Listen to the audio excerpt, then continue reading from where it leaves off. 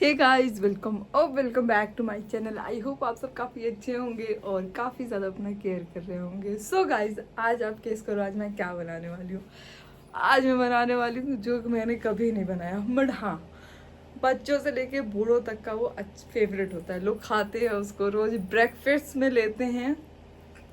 और आज मैं पहली बार उसे बनाने वाली हूँ। I am making a bread. हाँ, तो आज मैं बनाने वाली हूँ ब्रेड। और मैंने भी फर्स्ट टाइम बनाने वाली हूँ। फर्स्ट टाइम मैं आपके साथ बनाऊंगी।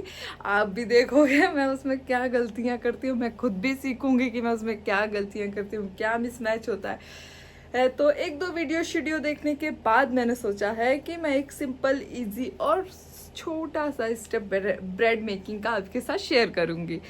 तो वैसे बहुत ज़्यादा इंग्रेडिएंट नहीं है। ड्राई ईस्ट है जिसे मैंने पहले से उसे डाइल्यूट करके रख दिया है ताकि वो फर्मेंट हो जाए अच्छे से।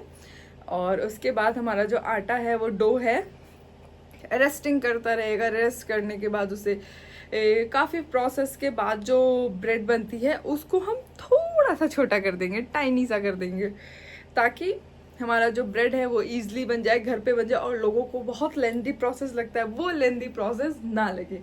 सो फ्रेंड्स, चलते हैं हम और आपको दिखाते हैं क्या क्या इंग्रेडिएंट है ब्रेड मेकिंग के और कैसे बनाएंगे छोटे से सिंपल से नॉर्मल से स्टेप में। So let's go. So friends, जैसा कि मैंने आपसे बताया कि बहुत छोटे से प्रोसेस में है पर थोड़ा सा लेंदी प्रोसेस है। तो ये मेरे पास ड्राई ये जो ईस्ट है इसको मैं डाइल्यूट करने के लिए रख रही हूँ ताकि ये 10 मिनट पहले फॉर्मेंट हो जाए। तो मैंने बस 2 चम्मच चीनी डाली है और ईस्ट डाल दिया, ड्राई ईस्ट। आप किसी भी कंपनी का ड्राई ईस्ट यूज़ कर सकते हो।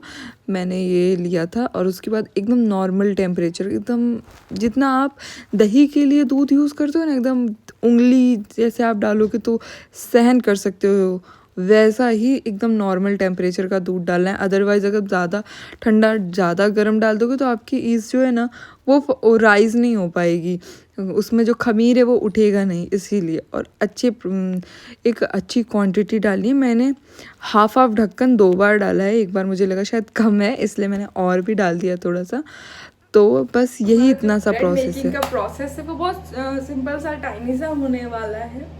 और आप मुझे बताना कि आपको ब्रेड खाने में अच्छा लगता है कि नहीं। भाई मुझे तो बहुत पसंद है। मैं एवरी सिंगल डे मैं सुबह में, शाम के चाय पे, सुबह की चाय पे मैं ब्रेड खा सकती हूँ। टोस्टेड ब्रेड के साथ कुछ भी दे दो, इवन सब्जी ब्रेड भी मैं खा सकती हूँ। भाई मुझे बहुत पसंद है, आप अपना बताना।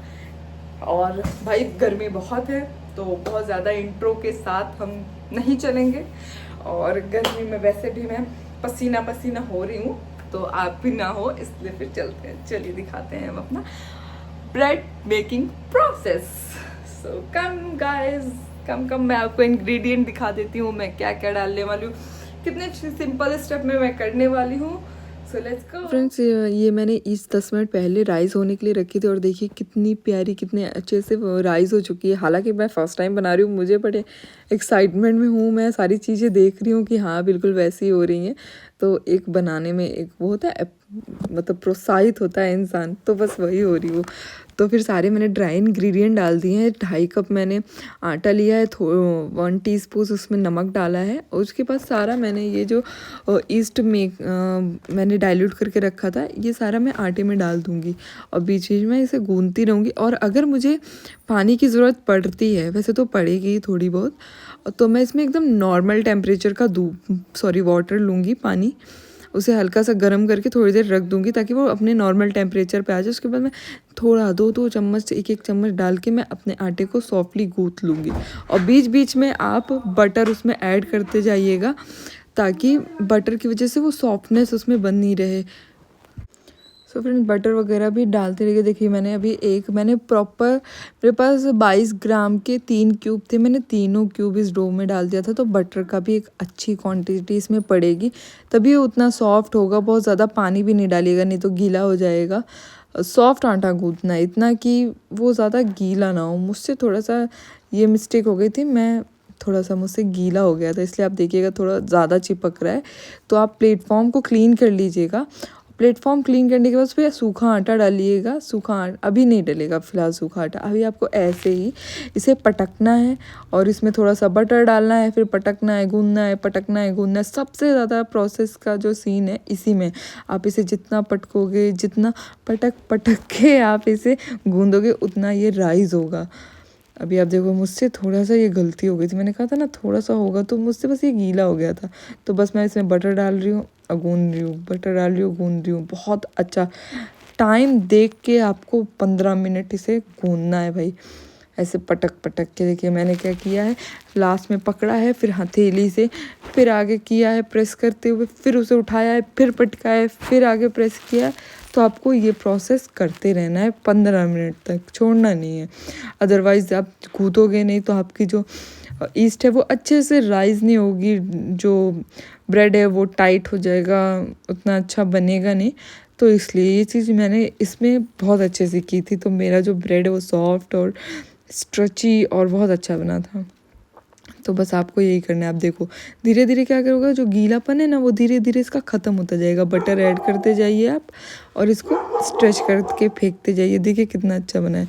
और आपको देखिए, आप घर पे बनाओगे ब्रेड तो आपके लिए ये भी एक अच्छा कन्वीनियंट रहेगा कि आप घर पे बना रहे हो, तो आपको पता है आप कितना हाइजीन, कितना साफ़ सफाई से आप चीज़ें यूज़ कर रहे हो।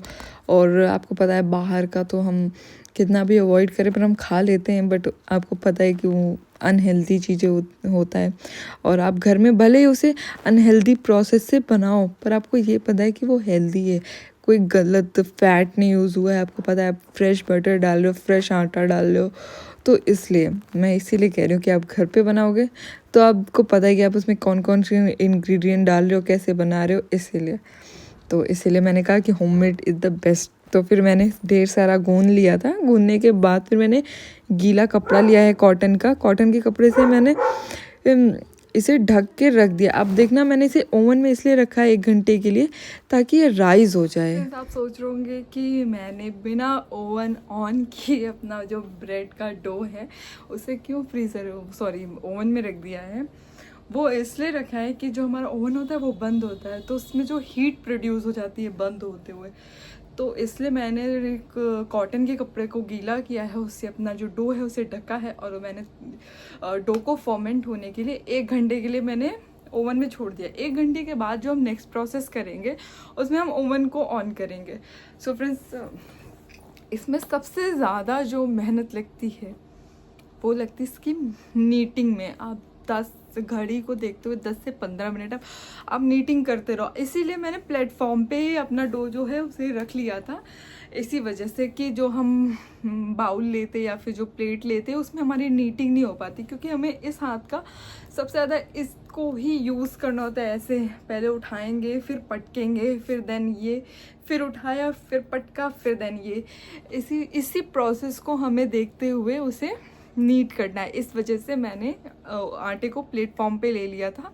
और अगर आपके हाथ में डो बहुत ज़्यादा स्टिकी हो रहा है, चिपक रहा है, आप घी या फिर बटर का यूज़ कर सकते हो। मैंने बटर का यूज़ किया था और बटर जो था मेरा वो हाँ नॉर्मल टेम्परेचर पे, मैंने रूम टेम्परेचर पे रखा था, इसलिए मैंने बाहर रख दिया था।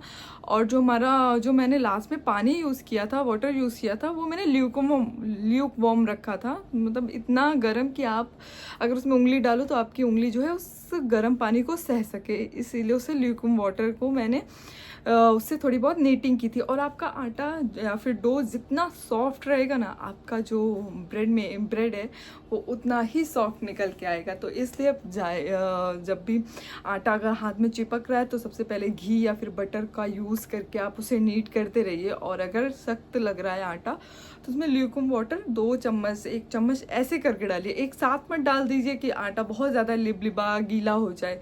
हाँ, थोड़ा थोड़ा पानी लेते हुए उसे नीट करते रहिए। और हाँ, सबसे ज़्यादा उसे नीट ही करना है आपको। 10 से 15 मिनट तक का टाइम लेके उसे नीट करना है। उसके बाद 1 घंटे के लिए मैंने उसे ओवन में रख दिया है ताकि वो राइज हो जाए, फॉर्मेंट हो जाए। उसके बाद हम आगे का प्रोसेस शुरू करेंगे। तब तक के लिए मैं आपको नेक्स्ट पार्ट में मिलती हूँ। तब तक के लिए थैंक यू, कीप लविंग। हाँ, तो 1 घंटे के लिए मैंने रख दिया है। 1 घंटे के बाद मैं उसका नेक्स्ट प्रोसेस शुरू करती हूँ। तब तक के लिए मैं चली पंखे में बैठने। आप देख सकते हो कितना ज़्यादा स्वेट आ चुका है, और पंखा या नहीं ऑन किया है ताकि इसमें जो आवाज़ है वो क्लियर हो आप लोग को। तो फिर मिलते हैं 1 घंटे के बाद, तब तक के लिए बाय बाय। सो फ्रेंड्स, देखिए कितना मैंने इसे ओवन से निकाल लिया और कितना प्यारा राइस हुआ है। और ये कपड़े में थोड़ा सा स्टिक हो गया है, मुझे थोड़ा और बड़ा बाउल लेना चाहिए था, बट इट्स ओके, मैं उसे वॉश कर लूँगी। तो आप देखो कितना अच्छा है। और आपको पता है जब वो टीवीज़ में देखो कि वो लोग उसमें फर्मेंटेड आटे के अंदर ऐसे हाथ ऐसे डालते हैं तो कितना अच्छा लगता है। तो वो मेरा ये ड्रीम और एक थेरेपी थी जो कि मैंने ये पूरी की है। तो सबसे पहले मैंने देखिए मैं कितनी जल्दी एक्साइटेड में कितनी तेज़ से घूंसा मार दिया था मैंने, जबकि मुझे बहुत आराम से मारना चाहिए था। सो चलिए फिर मैं आगे बढ़ती हूँ। तो सबसे मैंने क्या किया है, थोड़ा सा सूखा आटा उसके ऊपर डालने के बाद फिर मैंने उसमें एक बार उसको ऐसे नीचे प्रेस करने के बाद फिर मैंने अपने प्लेटफॉर्म पे आटा सूखा डाल लिया। उसके बाद फिर मैं इसे थोड़ा सा रोल करूँगी, बेलूँगी और फिर मैं अपने केक टिन में लगाऊँगी। तो आप देखिए मैं कितने अच्छे से इसको गूंद रही हूँ। बहुत ज़्यादा प्रेस नहीं करना है इसके अंदर के, नहीं तो एयर ख़त्म होने लगेंगे। आपको इसे सॉफ्टली हाथ से बस इसको एक शेप मेंटेन करनी है उसकी, ताकि वो उस बराबर सांचे में बैठ पाए। तो देखिए मैंने ये बेल लिया है, ऐसे ही बेलना है। और अभी मैं देखूँगी, नापूँगी कि मेरे केक टिन के हिसाब से वो बड़ा सा है कि नहीं, अदरवाइज़ मैं फिर उसे बेल लूँगी। और ज़्यादा मोटा भी नहीं बेलना है, बहुत ज़्यादा पतला भी नहीं करना है हमें, क्योंकि हमें रोल करना है, वैसे बहुत थिक हो जाएगा। तो थोड़ा सा मैं इसे पतला पतला ही बेल लूँगी। हर तरफ से मैं इसको एक बराबर शेप दे दूँगी, कोई बराबर वो नहीं देखना है मुझे कि एक इवन शेप, बस हाँ एक नॉर्मल शेप दे देना है। और उसके बाद देखिए मैं इसे रोल कर रही हूँ और फिर इसमें दबा रही हूँ, प्रेस कर रही हूँ, इसे चिमटी मार रही हूँ, फिर रोल कर रही हूँ, फिर प्रेस कर रही हूँ, ताकि मेरे जो ब्रेड है उसके अंदर एक एयर ना आ जाए। कहीं से भी खुला रहेगा तो आपको देखते हो कभी कभी ब्रेड में होल्स होते हैं, वो इसी कारण से होते हैं। बराबर जो ब्रेड होता है वो बराबर दबा नहीं होता है, इसी वजह से। तो मैंने देखिए अच्छे से रोल कर लिया है। आप देखना कितना अच्छे से मेरा आटा अपना काम कर रहा है, जिस हिसाब से मैं उसको कर रही हूँ, हाथ बढ़ा रही हूँ, कितने आराम से हो जा रहा है। तो बस इसी तरीके का आटा आपको लगाना है। और आप देखिए कि मैंने जो केक टिन है इसमें अच्छे से ग्रीसिंग कर रही हूँ मैं। आप ऑयल, बटर, घी कुछ भी कर सकते हो, मैं बटर से कर रही हूँ। पूरा प्रोसेस मैंने बटर से शुरू किया है, तो इसलिए मैं लास्ट में बटर ही एंड करूँगी, बटर से। और उसके बाद फिर मैंने क्या किया है कि उसके बाद फिर सूखा मैदा लेके मैंने पूरे केक टिन में डाल दिया है। और डालने के बाद उसे राउंड एंड राउंड घुमा लिया, ताकि हर जगह इवन आटा लग जाए, ताकि हमारा जो केक कह रही हूँ, ब्रेड है वो स्टिक ना हो, आराम से डीमोल्ड हो जाए। तो आप देखिएगा कि कितने आराम से केक हो रहा है। और जो ये साइड एजेस है ना, इसे भी हमें अंदर ही पुल इन करना है, ताकि हमारा जो केक है एक लेयर जो हम काटेंगे तो इवन आए, बराबर आए। बाकी नहीं तो फिर जितना भी हम इसे कम मोड़ेंगे, मतलब ऐसे ही नॉर्मली कर लेंगे, तो क्या होगा कि उससे हमारे जो अंदर की ब्रेड ना, वो उसके अंदर गड्ढे गड्ढे से होंगे, तो इसलिए वो अच्छी नहीं लगेगी। तो अब हमने क्या किया, इसको केक टिन में डालने के बाद फिर हम इसे ढक के 1 घंटे के लिए वापस से ओवन के अंदर डाल देंगे। उसके बाद फिर देखिए मैंने जब इसे खोला है, बस मुझसे गलती हो गई, मैंने थोड़ा सा कपड़ा मुझे और ऊपर करना चाहिए था, ये कपड़े पे चिपक गया। बट डोंट वरी, बहुत अच्छे से हमारा बन गया था। और बनने के बाद मैं ये प्री हीट कर रही हूँ। प्री हीट मेरा जो अवन है वो करने के बाद फिर हमने इसमें अपना केक रखा था सिर्फ 10 मिनट के लिए। केक मेरे मुंह से निकल रहा है। ब्रेड हमने 10 जो केक है वो 10 मिनट के लिए 200 डिग्री सेल्सियस पे बेक होने के लिए रखा है, सिर्फ 10 मिनट के लिए। और 10 मिनट बाद फिर मैं भी इसे निकालूंगी और इस पे जो कच्चा कह रही हूँ, दूध जो होता है नॉर्मल टेम्परेचर का दूध ब्रश करूँगी। उसके बाद फिर मैं 20 मिनट के लिए 200 डिग्री पे रखूँगी। उसके बाद हमारा जो ब्रेड मेकिंग प्रोसेस है वो एकदम ख़त्म हो जाएगा, वो लास्ट हो जाएगा। और 1-1 घंटा करके भी हमारा काफ़ी टाइम कंज्यूम हुआ है। इसीलिए आप हमेशा जब भी बनाना तो सुबह में बनाना।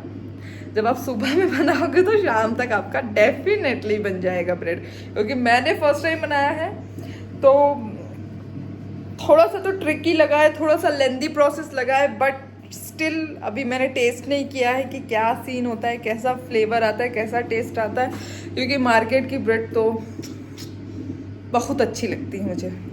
इसका देखते हैं क्या होता है। तो मैं आपको दिखाती हूँ प्री हीट मैंने जो बेक होने के लिए।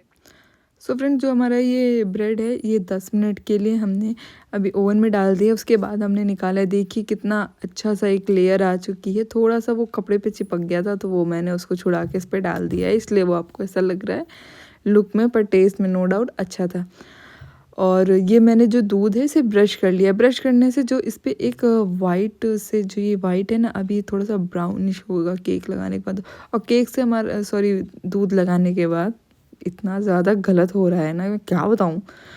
तो दूध लगाने के बाद फिर क्या है ना कि ये दूध जो है वो एब्जॉर्ब कर लेगा अंदर और एक मॉइस्ट रहेगा। जो ब्रेड है हमारा मॉइस्ट और सॉफ्ट रहेगा, और इसीलिए मैं एक डाल रही हूँ। इसलिए मैंने बेक करके थोड़ा सा डाला है, गीले में नहीं डाला है कि स्टिक होगा। आप देख ही रहे हो कितना स्टिकी सीन है, इसीलिए। तो 10 मिनट बेक करने के बाद ही आप दूध लगाओ तो काफ़ी अच्छा लगेगा, और अच्छी क्वांटिटी में लगाओ। आप थोड़ा सा लगाओ, 10 मिनट रुको, वो सोक कर लेगा। उसके बाद फिर दोबारा से लगाओ। 2 बार में लगाने के बाद मैंने फिर अपना जो ब्रेड है उसको डाल दिया है बेक करने के लिए, और इस बार मैंने डाला है 20 मिनट के लिए 200 डिग्री सेल्सियस पे। 20 मिनट बाद फिर हम निकालेंगे तो आप देखिएगा कितना आसानी से डीमोल्ड हो गया, कितना फ्लफ़ी, कितना कुशनी बना है, कितना सॉफ्ट बना है, आपको खुद दिखेगा। और अच्छा ब्रेड बना था नो डाउट। और उसके बाद फिर ये देखिए हमारा बेक हो गया है केक। तो मैंने इसको 10 मिनट के लिए गीले कपड़े से वापस से ढक के रख दिया था, ताकि हमारा जो ब्रेड है वो आराम से निकल जाए। और देखिए कितना आराम से, मैंने डैब भी ज़्यादा नहीं किया और ये निकल गया है। अभी मुझे लग रहा है 10 मिनट के लिए मुझे और रखना चाहिए था, स्टिल इसके ऊपर लेयर आ जाती। बट मैंने कहा चलो ठीक है, फर्स्ट टाइम के लिए मैं ज़्यादा एक्साइटेड हो गई थी, ओवर एक्साइटेड, तो मैंने जल्दी कर लिया। नेक्स्ट टाइम मैं दोबारा बनाऊंगी तो मैं अच्छे से फिर मैं इसे बेक करूंगी। और मैंने अभी इससे बड़ा सा नाइफ़ ले लिया था और उससे ये कट नहीं रहा था, तो फिर मैंने ये रेती टाइप का एक नाइफ़ आता है उससे कट किया है। और आप देखो कट करने के बाद कितना सॉफ्ट, कितना अच्छा लग रहा है। और ज़रूर ट्राई करें, क्योंकि होममेड इज़ द बेस्ट।